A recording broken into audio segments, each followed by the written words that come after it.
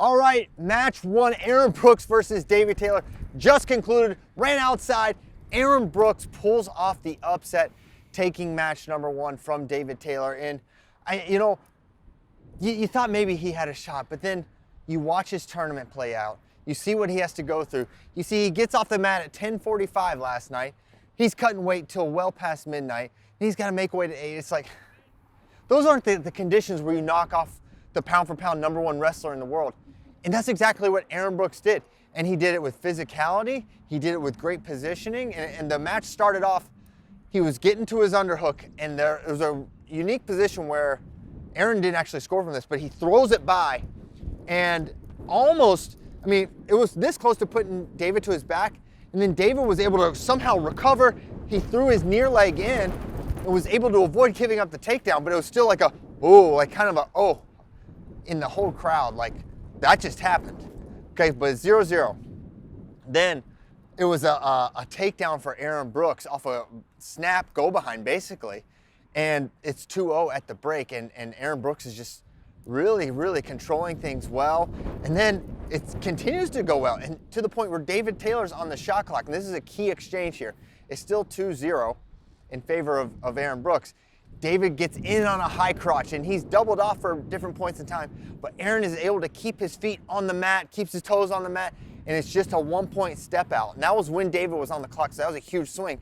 And so you're thinking, okay, minute and a half to go, I want to say. David's down by 1, but he really needs to get to 3 points because of criteria. And honestly, it was like he was having such a hard time. It wasn't the typical David Taylor match where you see a lot of collars, shots, and attacks both sides.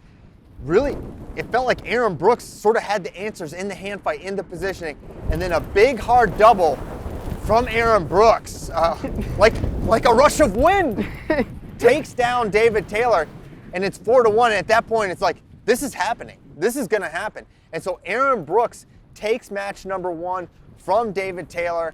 Incredible performance by AB for a 4-1 final, and he's got to do it one more time tonight to get on the team. But David Taylor's got hours and hours to prepare and think about what Aaron did to him, how he can counteract that. David is as good as he is physically, mentally, making adjustments is something he definitely can do.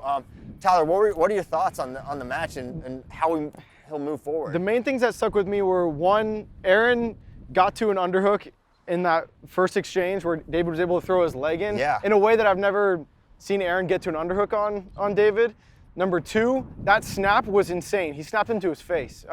I've never seen someone like horse David around the way that, and he wrestles Yazdani, so that's like the ultimate horse. Yeah, exactly. So, and then that blast double was just so clean. It reminded me of the one he hit in match 2 last year. So it's the difference from last year to this year.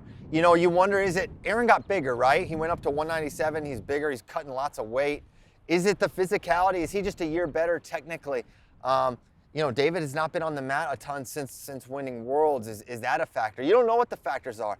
All you know is right now, Aaron Brooks looks to be in the driver's seat to make the Olympic team at 86 kilograms, unseating the reigning world champion, unseating the reigning Olympic champion in the 2020 Tokyo Games. But this story's still got to be written. There's still so much that can happen, and there's still David Taylor. You got to beat him once, not enough. You got to do it twice, and that's just what Aaron Brooks has to do. Anything else, Tyler? Nope, that's it. Oh, let's go.